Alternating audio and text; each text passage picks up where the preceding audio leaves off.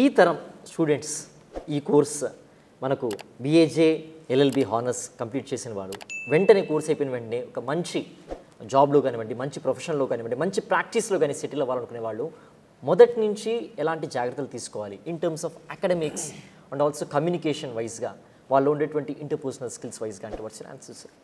ఇప్పుడు ఒకటి సార్, మా దగ్గరికి వచ్చే పిల్లల్లో mostly they are coming from good background, English medium background.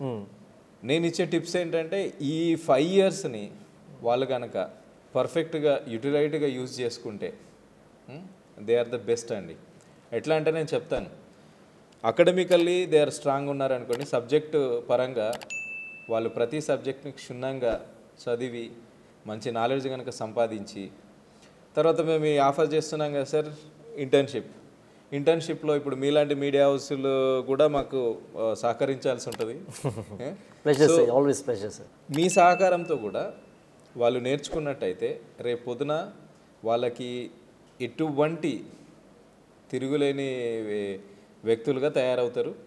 At the same time opportunities అనేవి ఇటు మీడియా పరంగా కానీ అటు లా పరంగా కానీ ఆల్వేస్ ఉన్నాయండి.